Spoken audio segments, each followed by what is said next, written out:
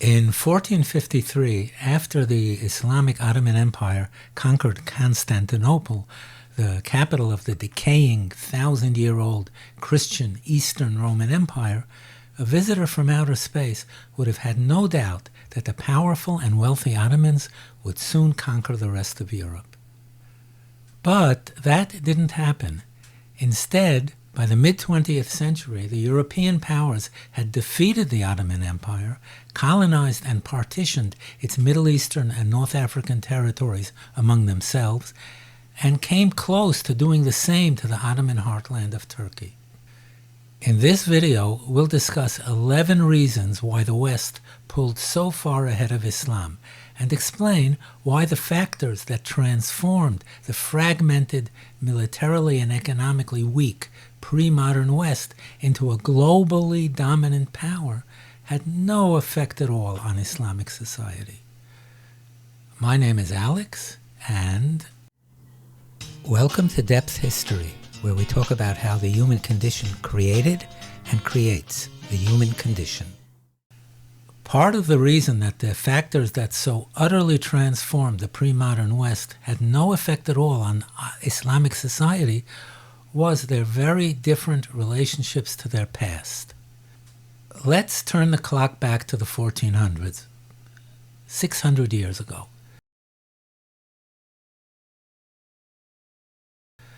Westerners were taught to value not only their own religious culture, Christianity, but also the pagan, classical, Roman and Greek cultures of their past. They studied their languages, their literature, and even the myths of their gods. Latin was the language of the church, secular literature, history, science, philosophy, and international diplomacy. So, in addition to the Christian revelation, a good Christian had a second legitimate source of wisdom and morality, the writings of pagan polytheists, who were, according to Christian doctrine, suffering in hell for all eternity. In contrast, Islam's religious and cultural focus was quite limited. There was only one book to be studied, the Quran, and only one subject to be studied, Islam, though exceptions could be made for only two areas of infidel learning, medicine and weapons of war. Islam wanted nothing to do with its past, the pre-Islamic era it called the Age of Ignorance, and forcefully rejected it. Nothing about that time was worth remembering or studying. The only valid source of knowledge and truth was revelation, the Quran.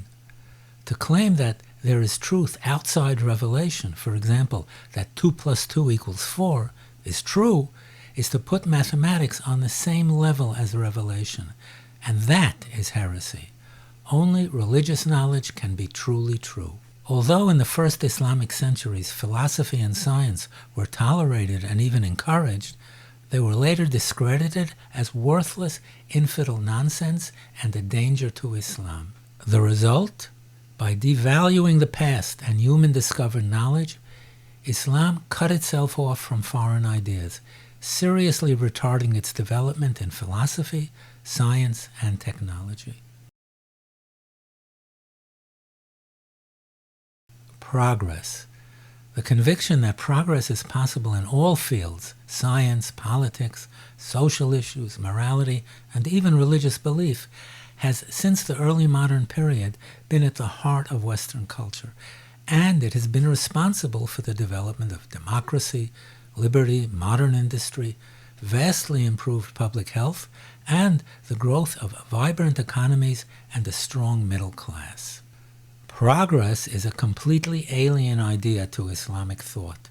Once Islam had been revealed to mankind, the only conceivable improvement in the world would be that more and more infidels would submit to its rule until it dominates the entire world.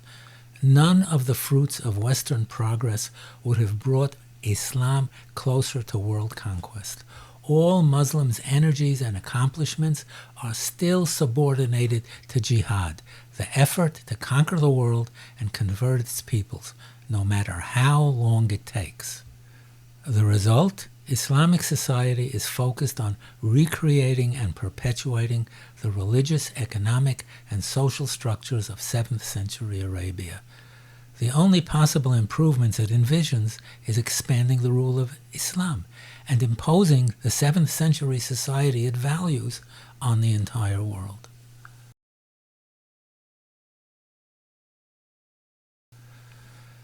Subjects it was permissible to study. Western scholarship was, and still is, characterized by unlimited curiosity about any and all subjects.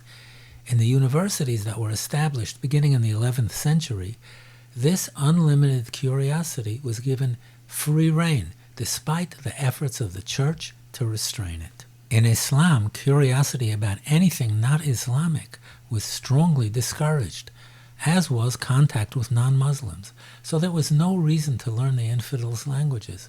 Contact with the surrounding infidel nations were entrusted to resident non-Muslims, Christians or Jews. The result?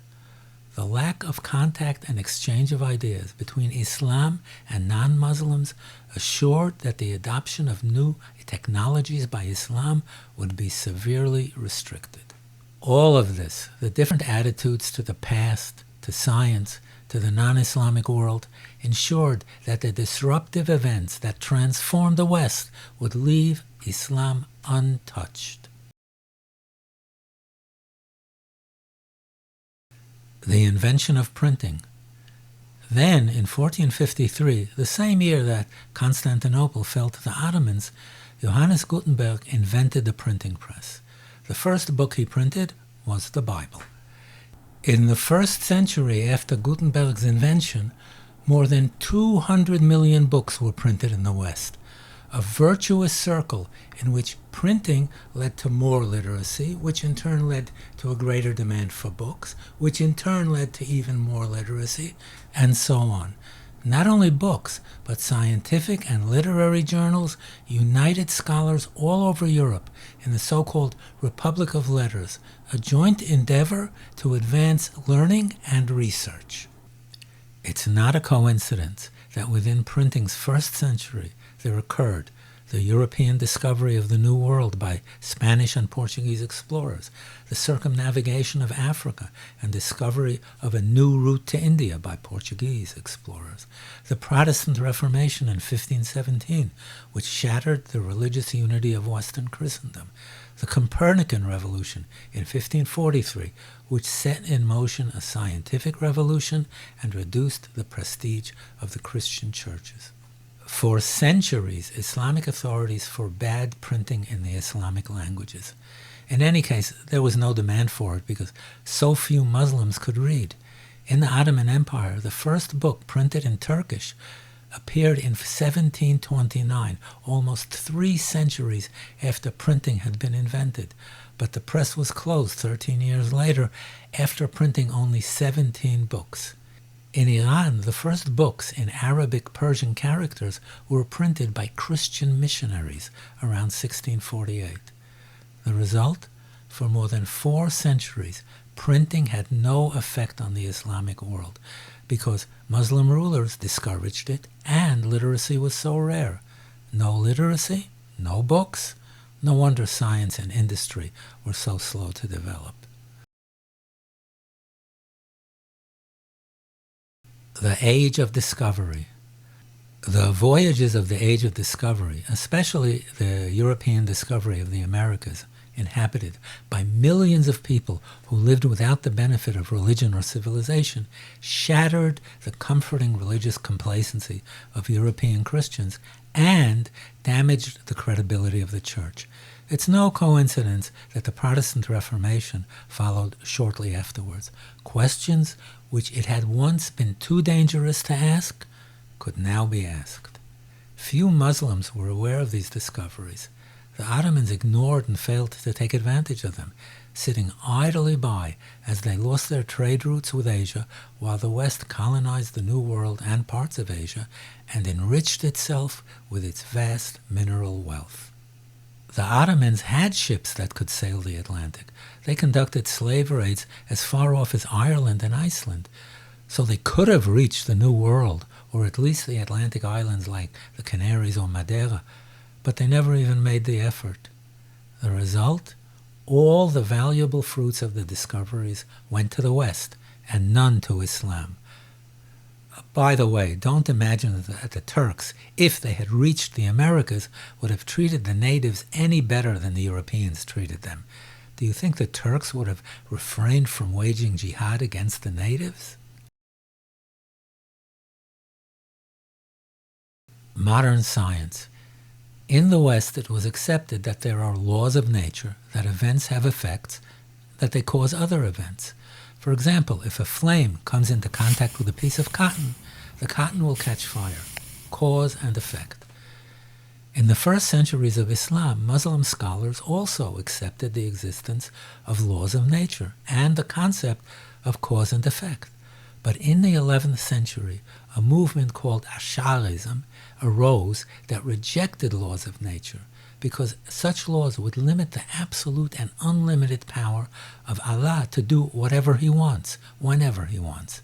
Events happen because Allah wills them to happen, not because some imaginary law of nature causes them to happen. Instead of cause and effect, Ash'arites taught that every moment Allah destroys the world and then creates a slightly different world in its place. When a flame is brought into contact with cotton, Allah destroys the world and immediately recreates it with a slight difference. In the newly created world, the cotton is on fire. It's not the flame that causes the cotton to burn, but Allah's will. Ash'arism has persisted even into the 20th century. Many, if not orthodox ulema, Islamic clerics, contend that prediction of rain lies outside of what can be lawfully known to man. And between 1983 and 1984, weather forecasts were quietly suspended by the Pakistani media, although they were later reinstated. The result? A culture that denies the possibility of laws of nature can never do scientific research, can never progress in any field, will always lag behind, and whatever technology it has will always have been developed by someone else. The Copernican Revolution.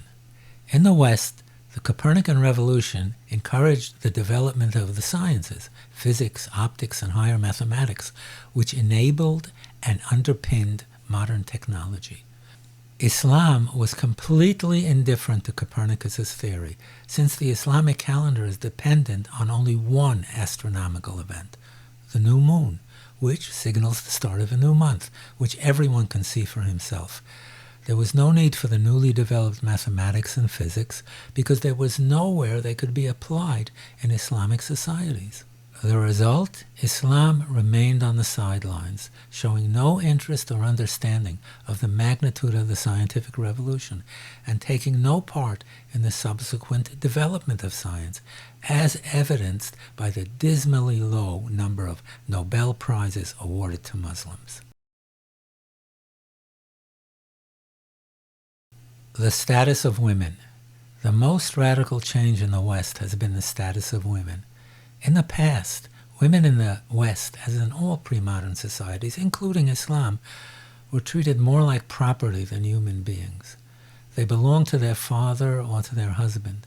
They could not own or inherit property or sign contracts. They could not sue or testify in court.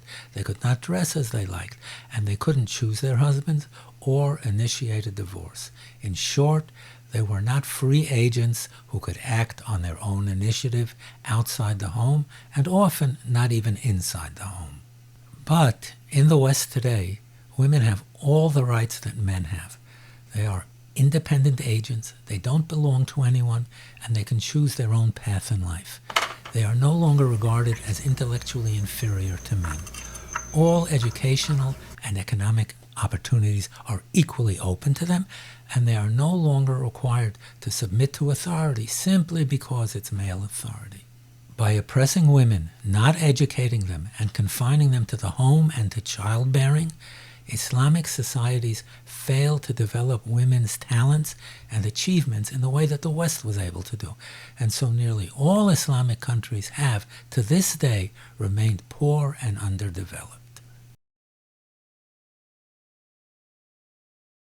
Human rights. In the West, in the wake of the terrible religious wars of the early modern period, Western thinkers developed the idea of unalienable human rights, rights that belong to every living person, of whatever race, gender, or religion, rights that can never be taken away by government or any other authority, but belong to every person simply by virtue of being a person. The concept of rights is enshrined in the Constitution of every Western country. For example, the American Bill of Rights. No such change has happened in Islam, except under pressure from the West. And even then, only the laws were changed. In practice, on the ground, things have remained just as they've always been. The belief that Muslims are superior to non-Muslims and must dominate them has survived to this day. In Islam, the concept of rights simply does not exist. There are no rights, only obligations. A poor person has no right to charity from others, but every Muslim has an obligation to give charity. Nothing illustrates this point more forcefully than a saying of the Islamic prophet Muhammad. The rights of a Muslim over another Muslim are 5: returning the greeting, visiting the sick, following the funeral procession, accepting invitations, and responding to the sneezers. These are not rights, but obligations. Because there is no equality before the law without regard to race, gender, or religion for everyone, people of the wrong race, gender, or religion cannot contribute to Islam's development and success.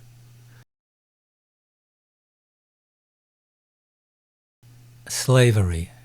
In the West, Christians began in the 18th century to question the legitimacy of slavery, though it was clearly sanctioned in the Bible. This became possible when some Christians began to see slavery as a monstrous evil.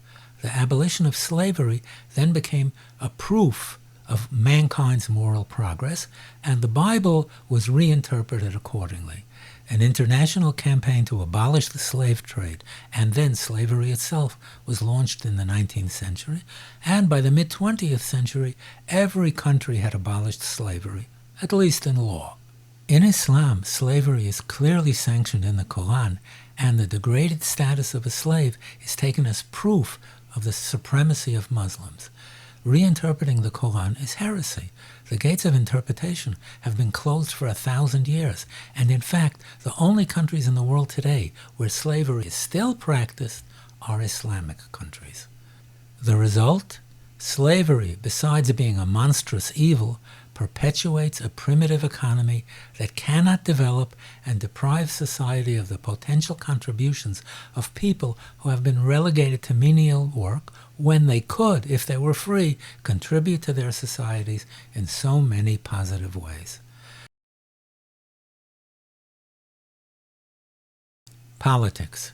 In the West, there are two authorities, the religious and the secular. Jesus said, "Render to Caesar the things that are Caesar's, and to God the things that are God's." Freeing civil society from the extreme conservatism of religious leaders has enabled the economic and social development of the modern West. Islam is both a religion and a political ideology. The only political order it envisions is a single totalitarian state founded on Islamic law and practice, in which ordinary people have no say and must submit to Islam without protest. The ruler, the commander of the faithful, combines in his person both secular authority and religious authority, and separating these roles is inconceivable in Islam. Sayyid Qutb, the founder of the Muslim Brotherhood, said, "A Muslim has no nationality except his belief." Moreover, Islam does not value peace with non-Muslims, only temporary truces to be broken whenever Muslims have regained their strength and can renew the jihad. No less importantly, man-made law is forbidden. It's a violation of the sanctity of the only legitimate law, Sharia, Islamic law. Mirza Abu Talib Khan, an Indian of Persian, Turkish background, wrote an extensive and detailed account of his journeys to England and France between 1798 and 1803. He was not impressed by what he saw at the Houses of Parliament, astonished when he found that this was a legislative assembly with the duty of enacting laws to regulate both civil and criminal matters. Unlike the Muslims, the English, he explains to his readers, do not accept divinely revealed holy law to guide them, and were therefore reduced to the pitiable expedient of making their own laws. The result? There is no Islamic country in the world, and there never has been, that is a democracy in the full sense of the word, or that has abandoned jihad. It's no secret that most Islamic countries are severely underdeveloped in every sense, economically and politically, and that millions of their subjects are fleeing to the West because they have lost all hope of any improvement in their own societies. If you'd like to support the channel, why not buy me a coffee at the link below? If you enjoyed this video, please click the link icon, share the video, subscribe, and ring the bell so that you'll be notified of new videos as soon as they come out. Thanks for watching, and see you next time.